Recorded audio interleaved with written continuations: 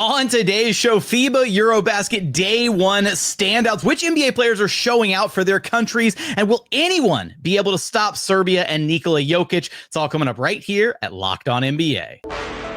When that final buzzer rings, you know it's time for Locked On NBA Game Night.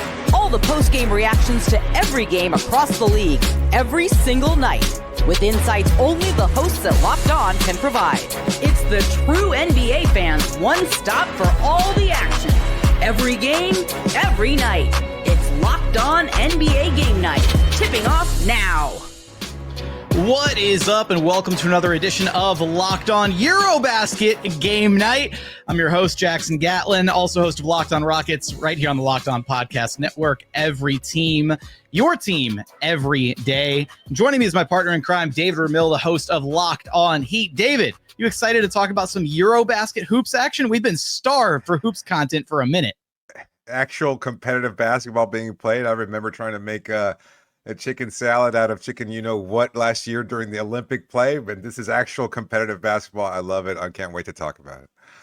We've got a lot teed up for you on today's show. We're going to talk about EuroBasket Day 1 standout performances, the 6 games that were played here in the first leg of the group stage of the competition. We'll get into the conversation. Can anybody stop Serbia and Nikola Jokic, who look like the overwhelming favorites to walk away with gold from this year's EuroBasket? As well as we'll have a little fun later on. We'll do a Euro draft trying to make our best 5-man lineup plus a 6th man out of the available players participating in this year's EuroBasket. First, want to let you know that today's episode is brought to you by Monarch Money. Take control of your finances with Monarch Money. Use code LOCKEDONNBA at monarchmoney.com for 50% off your first year. And as always, thanks so much for making Locked On NBA part of your day every single day, whether it's on your way to work, on your lunch break, in the gym. Thank you so much for being an everydayer with us. All right, David, let's go to Serbia here first, who had a dominant victory, 98-64 against Estonia, kind of setting the tone for what is likely to be their approach to this entire EuroBasket bracket. Let's hear from Swipa over at Locked On Nuggets. Beats Estonia 98-64 in an utterly dominant basketball contest. Nikola Jokic with 11 points, 10 rebounds, and 7 assists. Serbia is on the way to maybe winning EuroBasket this year. They are the prohibited favorite. The team is as deep as ever. Nikola Jokic continues to look like he's taking a step forward as a basketball player, led the team with 18 points today. There are a lot of really talented players on the Serbia squad. Obviously, Nikola Jokic is chief among them. But look, this is going to be a great opportunity for him and for Serbia to try to continue to ride the momentum of taking bronze in the Olympics last year and winning a championship this year in EuroBasket. This is Swipa. All right, David. Let me hit you with a ridiculous stat here. The stat line that Swipa ran through, Jokic walked away 11, 10, and 7. Just 3 of 4 shooting, didn't really get a ton of shots up. 5 of 6 at the charity stripe. Was a plus 39 in his 23 minutes on the court. I believe, I might be wrong on this, but I believe that is the best plus minus of EuroBasket of the day. I didn't super duper cross check that number. A bunch of other, across a bunch of other ones. There were some mid to high 30s elsewhere for some of his Serbian teammates, but that plus 39 is just kind of ridiculous and an example of just how impactful Jokic is for his team. It's unbelievable. Swipa mentioned Nikola Jokic. Obviously, he plays for the Heat. I cover the team. So I know what Nico is capable of. He's a very versatile player, and yet he looks so much more fluid, and he's put in such a position to maximize what versatility we have seen in a Heat jersey, and it's all due to Jokic. And so when you have him at the hub of whatever you do offensively, it just makes things so much easier for everybody else. He is and has been the best player on the planet for quite some time now. And you see it at evidence when he's playing with a group like this, with who he's familiar, a style of play that's suited to him. It's just unbelievable to see how he can just unlock everybody so easily. And yes, they were beating up on an inferior opponent in Estonia, but with Jokic, he just makes it look so much easier, not just for himself as a team and everybody else on it. He just maximizes everybody that he shares the floor with, and that's why he remains the best player on the planet. And when you look at, and this is the thing, and there was a polling of the media members covering EuroBasket, covering the tournament, and the overwhelming majority of them picked Serbia to be the favorites to walk away victorious, to be winning the gold medal. I believe it was like something like 73% of the media pundits overseas chose Serbia, and for good reason. You look at their roster's absolutely stacked. Obviously, you have the big man in the middle, Nikola Jokic. He's stirring the drink for that team, but you also have Jovic, who performed very well in this game against Estonia. You have Nikola Topic. You have Bogdan Bogdanovic. You've got a stacked kind of roster of, not just, Serbian level talent basketball players, but like these are NBA level talented guys. And I think very clearly the most NBA depth on any of these teams participating in EuroBasket. And when you start to look at this team and just how dominant they were in this game, and they looked really good in the friendlies, and when you have the best player on the face of the planet, it's no wonder that they're the overwhelming favorites to walk away victorious this year.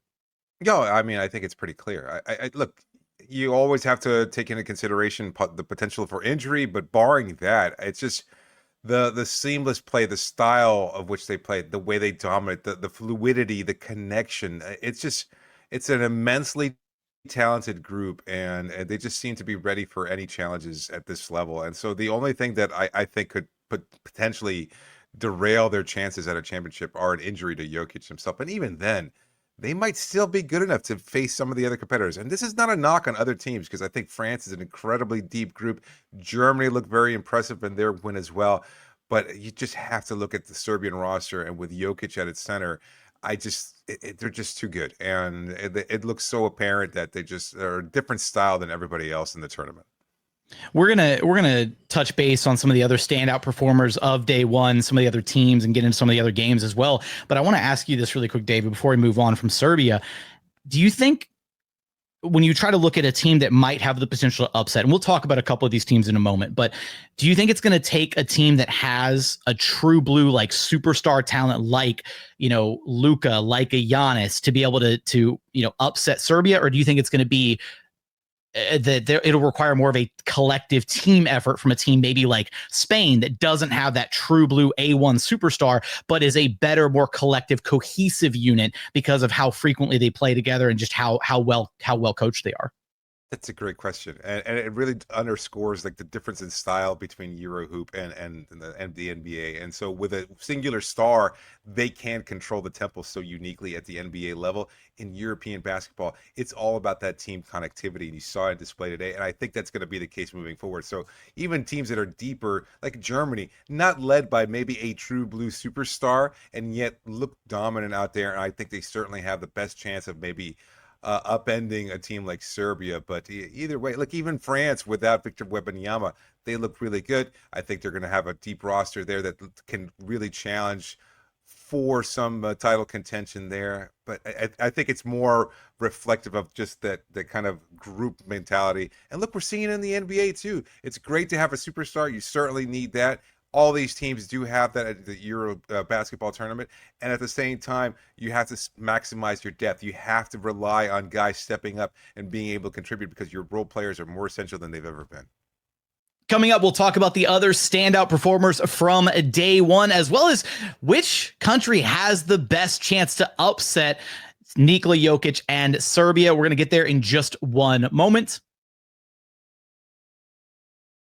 First, today's episode is brought to you by Monarch Money. Look, most people can't name all their financial accounts or even what they're worth, whether it's 401ks, properties, or different investments. And when you don't have the full picture, you can end up leaving money on the table. That's why there is Monarch Money. It's an all-in-one personal finance tool that brings your entire financial life together in one clean, easy-to-use interface on your laptop or your phone. Monarch is built for people with busy lives. If you've put off organizing your finances, Monarch is here for you. Monarch does the heavy lifting for you. You can link all your accounts in just minutes, see clear data visuals, and get smart categorization of your spending, and finally feel in control of your money without ever touching a single spreadsheet. Look, when I first started using Monarch, I was kind of disappointed and a little embarrassed about how much I was spending on food, like dining out, drive-thrus, carry out orders, delivery, like all that stuff. It was adding up. And now I budget smarter and I save more. So don't let financial opportunities slip through the cracks. Use code LOCKEDONNBA at monarchmoney.com in your browser for half off your very first year. That's 50% off your first year at monarchmoney.com with code LOCKEDONNBA. And continuing on here at Locked On NBA, thanks so much for making us your first listen each and every day. We have an important request. Locked On wants to hear from you. We've put together a survey to learn more about our listeners and make your favorite podcasts even better. This is your chance to tell us what you like, what you don't, and answer questions about our advertising. Go to lockedonpodcast.com/survey to get started. Everyone who completes the survey will be entered for a chance to win one of 10 $100 Amazon gift cards. Again, that's lockedonpodcast.com/survey. You can also find the link in the show notes below. Thanks so much for helping us out. All right, David, let's continue our conversation. You're talking about some of the other matches that took place, some of the other standout performances, and then ultimately, like, do any of these other teams that are participating in the tournament really have a shot at upsetting the Serbian national team? Let's go out to who do we want to hit first here on our standout list? We've got a bunch of different games that really jumped off the page. Let's go to Lauri Markkanen in his win against Sweden. Finland came across 93-90. But just escaping by the skin of his teeth, but had a phenomenal game leading the way for his country. 28 points, 6 rebounds, 3 assists on 7 of 15 shooting, 12 of 14 at the free throw line, but just a +0 in his 32 minutes. So, kept the team dead even in his run. Another surprising match actually came by Neemias Queta, the lone remaining member of the Boston Celtics front court, it seems like, after their roster churn this past season, had 23 points and 18 rebounds on 11 of 15 shooting in 21 minutes for Portugal in their win against Chechnya. Does that game give you at all any more confidence in Boston's front court situation, David? Or are you not banking on that one from Neemias Queta? No, I don't. I'm not quite ready to say, taking on was it Portugal took on the Czech Republic there? So I'm not sure. Held them to 50 over the course of a whole game. That's not quite indicative of NBA level of play, in my opinion. No knock on the Czechs there, but yeah, no, good for him. But that's what you like to see, these kind of players be able to step up in these opportunities with a little bit more of a comfort level with their national teams and stuff like that, and they get the opportunity to shine. So you know what, great performance, but I don't know that it necessarily translates into the NBA's regular season. Speaking of getting an opportunity to shine, let's talk a little bit about Germany and Franz Wagner. Let's tune in with Philip Rossman-Reich from Locked On Magic for more. The host of Locked On Magic is Germany has set the standard for the start of EuroBasket with a 107-77 victory over Montenegro. Our boy Franz Wagner for the Orlando Magic had a fantastic game, scoring 22 points, most of it, almost all of it, in the paint. So that's not going to quiet anything about his shooting. But what this game really says is that the torch is officially passing. It may not be quite over to Franz Wagner yet, but he is the driving force for this Germany team. It was at the Olympics last year that Franz Wagner took over the scoring title from Dennis Schroeder for the first time, and this really does feel like it's his team. Things are different for Germany. They obviously don't have the size that they used to have with Isaiah Hartenstein sitting out this tournament, Mo Wagner being hurt, and so a lot is being put on Franz Wagner's plate. Everyone wants to see him improve his shot after he shot less than 30% for the second season in a row in the NBA last year, but that's not what this tournament is about. This tournament is truly about how he leads, how he conducts, how he spearheads this German team. And even though it took them a half to find the three-point shot when Andreas Obst hit four of his 5 threes in the third quarter that took Germany into the lead and separated themselves from Montenegro, it was Franz Wagner who was a constant drumbeat, making good decisions, making good shot choices, and keeping things moving that allowed Germany to look like the favorite through day one of EuroBasket. A favorite after day one. I like it. That is confidence from Philip. Is amazing. Yeah, he's all in on that German team there. I mean, you got Franz Wagner on the team. Why not? They also have Tristan da Silva, we should mention there too. So he's also a part of the team. So 2 Magic players on the German national team. So no wonder Philip's excited about it. Oh, of course. I'd be thrilled to have 2 Rockets players playing for one team. I've got one that's participating for Turkey, in Alperen Sengun. We'll talk about him in a moment, very briefly. But I mean, to Philip's point, I mean, I really do think that you look at this Germany team, and I think they almost depending on the level at which we see Franz Wagner play, right? Which for a chunk of this past NBA season, he was playing at an all NBA caliber level, right? At first when Paolo Banchero went down, and then he comes back, and then he goes down, and like there was, there's that whole, narrative. Okay, can these 2 guys play off of each other? Can they coexist? And the Magic are going to have to try and, get rid of that concern, that fear this upcoming season. But at least right now for this Germany team, exactly to what Philip said, right? This is Franz's chance to basically step up and like claim the title of best player on the team, kind of be the face of his country, and really showcase his talent at a stage where he is likely the best player on that floor for that Germany team. Maybe there's a toss-up in who's like the purely better scorer between him and Dennis Schroeder with Schroeder's experience and guard play, all that. It might be just a little bit different as far as their roles. But at the end of the day, what do you take away from this, from what Philip said about this being an opportunity for Franz to really showcase his leadership and maybe take some of this back to the Orlando Magic? Yeah, it's an interesting question because he doesn't have that role in Orlando, and he won't be expected to. Banchero is supposed to be that player, and then you just acquired Desmond Bane too, so another guy who's kind of proven that he can play at this level. To me, you want Wagner to be able to step up and understand his role and just continue building what he did. I didn't think that the leadership question was as great. I had to defer to Philip in that, covering the Magic the way he does, but at the same time, I just didn't think. In watching Wagner play last season, certainly, as you said, I think he was one of the best players. We talked about his All-Star candidacy. He looked great before the injury, and I don't think enough people were paying attention to what he was doing down there, because after Banchero got hurt, it just was just a team that looked like they had lost a significant just punch to their offense. But Wagner, to his credit, had some monster games, and he's just a well-rounded player. But to me, it's not even necessarily about the leadership qualities, the other ethereal qualities of a player. He just needs to be a more productive shooter.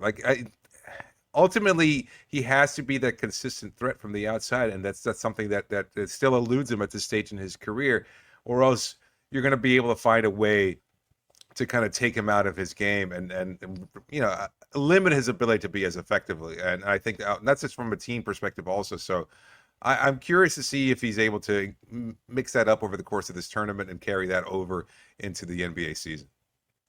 Well, Germany certainly has some NBA talent kind of spearheading the charge for them in Wagner, Dennis Schroeder, Daniel Tice. I know I'm blanking on one that we just talked about. Tristan da Silva. Yeah. Da Silva, there we go. And then they also came in third. They earned the bronze medal back in 2022.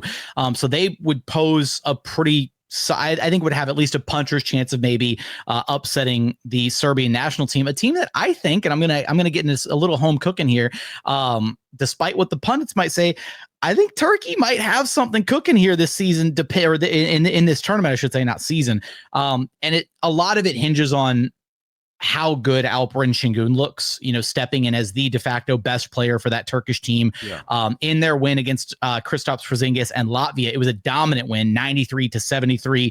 Sengun was certainly the straw that stirs the drink for Turkey in this game. Finished with 16 points, 8 rebounds, 7 assists, had a steal, and one just absolutely disrespectful block. They were up 22 at this point on Latvia, and he recovered from inside the paint, made it out of the 3-point line, and blocked one of the Latvian 3-point shooters on the perimeter. It was a pretty filthy play, all things considered. But you look at this Turkish team and they've got Sengun. He's a certified NBA All-Star. He was one vote shy of making it to the All-NBA team this past season. So he's certainly got the talent to be able to lead this team as its best player. But then you start to look at some of the other ancillary pieces that Turkey has on its roster. Adem Bona, who plays for the 76ers, he's been a great reserve piece for them. And then Furkan Korkmaz, Cedi Osman, Omar Yurtseven, a few, recently removed NBA players, right? So some NBA talent elsewhere there on the roster, and Shane Larkin, who has, arguably been at times their second best player in international play. So I think Turkey might be like some, a dark horse to be able to come away with at least a medal. I don't know about completely upsetting Serbia, but if you were going between like Turkey, Germany, and we'll throw Spain in there since Spain walked away as the gold medal winners just a few years ago in 2022. Who would you take to dethrone, or I guess not dethrone, but to upset Serbia in the tournament? That's a tough one. Right now, I'm going to follow Philip's lead there and say that Germany has shown that they're capable of it, and I think they're the better, deeper team, more talented team. But it could all just take a solid performance as a team and one star-level player kind of having a bad game. But I'm curious. You brought up Sengun. You asked a question about Wagner and his role in Orlando. What about Sengun? How essential is it for him to have, as you said, risen to the challenge in his first game today, and for him to be able to carry that over? It's no longer his team, right? In Houston, he's going to defer to KD. At least that's the expectation. So how do you see him being able to continue to develop as the A1 player for the Turkish national team, and how that carries over to his stint with the Rockets? Yeah, so I think we actually saw that a little bit in this game that Turkey played today anyways, in the sense that, against Latvia, he wasn't the go-to finisher. He wasn't the go-to leading scorer. He got plenty of opportunities, but he also used his gravity to create opportunities for his teammates. Cedi Osman was on fire in this game. He had 20 points. I know I'm going to butcher his name, but Kenan Sipahi, he had 19 points on 5 of 5 shooting from downtown for Turkey. That one's a little bit more of an outlier from what I've heard from some of the locals about how good some of the national players are on this Turkish team. But for Sengun, he was hitting some passes that we haven't seen from him in a couple years, right? Like posting up and then whipping it to the opposite baseline. Good kick out reads for wide open shooters, hitting some cutters. And these are all passes that he's been capable of in his career. But last year, the Rockets tried to make him more of a finisher than like an offensive creator. And played through him as a play finisher instead of letting him kind of, initiate offense. And he's going to have plenty of opportunity to run the two-man game and initiate some offense, where KD now gets to be the elite play finisher that he is. And so I actually think this bodes well for Sengun to be able to focus on the playmaking aspect of his game and really creating and setting up opportunities for others, because once he makes it back to the NBA, he's going to have KD. He's going to have Amin Thompson. He's going to be able to have kickouts to shooters like Fred VanVleet and Jabari Smith Jr. And that's what makes this next year really exciting. So it will certainly be interesting to see how he kind of manages the expectations, not coming in as the Rockets' de facto best player, which he has been for the past couple of years. I think it's going to be a bit of a weight taken off his shoulders, honestly, once we hit the ground running this next season. But we want your thoughts in the YouTube comments. Which team has the best chance at upsetting Serbia in the hunt for the gold medal at EuroBasket? Who are some of the other standout performers that we didn't cover that you want to key us in on in the YouTube comments? Let us know your thoughts down there. Coming up, we are going to have a little fun. We're going to draft our best 5-man plus a 6-man EuroBasket lineups. We're going to get there in just one moment.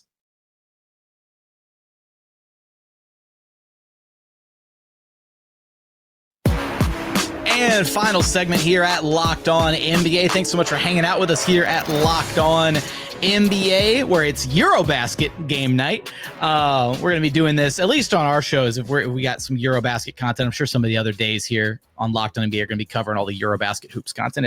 It's high quality stuff. All right, David, let's have a little fun here. We don't have our usual weekly power rankings segment, but what we do have is we're going to do a Euro draft here.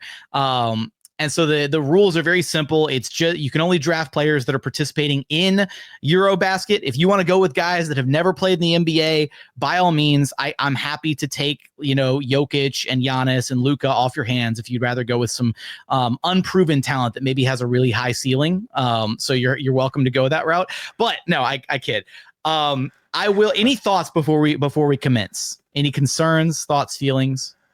No, you mentioned that point about the locals, and it's just unless you follow these national teams more closely, and there's no reason why we would necessarily. It's hard to know about these nuances there. So I'm probably going to just stick to those NBA players that I'm most familiar with, but there might be players on those rosters that are great in their own right, and so we don't want to do them a disservice. But at the same time, I'm just may not be as familiar enough with their game to say, you know what, I'd rather take him over, say, a Giannis Antetokounmpo, and maybe that's the right choice, but I wouldn't know because I watch Giannis Antetokounmpo play at the NBA level. Great cop out to start us off. All right. All right. No, let's go ahead and get into it. And I will, even though I know it might spell my defeat, I will go ahead and graciously give you the first pick. Or do you want to do snake draft? How do we want to do this? I'm giving you the first pick regardless, but how do you want to do the draft? Just back and forth, or do you want to do a snake draft? Back and forth is fine. Yeah. Okay, back and forth. All right. He did the math in his head and he knew it meant who he got. So, all right, you can take first dibs. Who are you getting first? Who are you drafting first?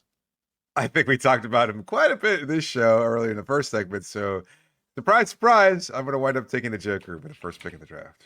Okay. All right. Solid. Very solid first pick.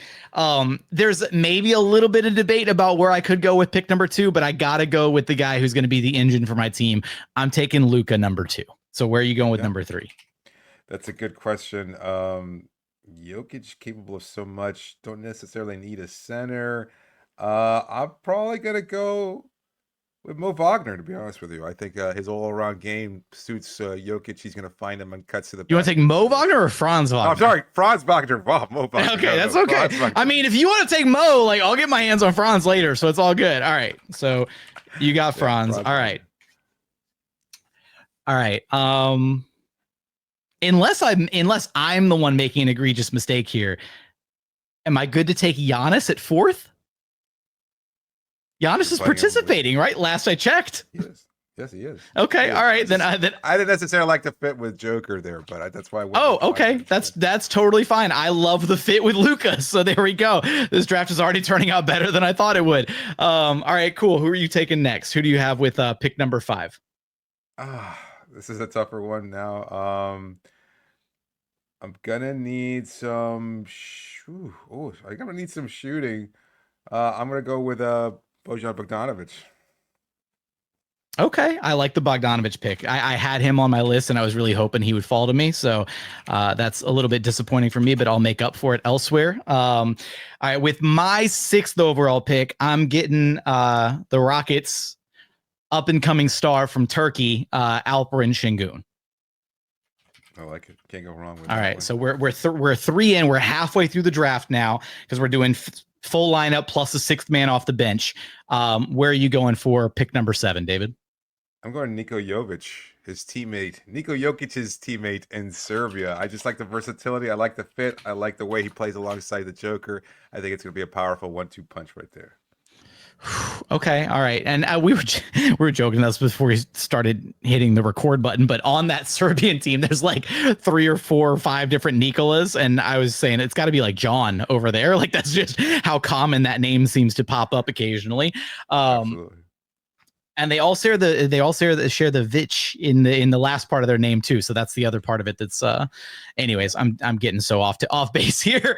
All right, let me see. So I've got Luka, Giannis, and Sengun right now.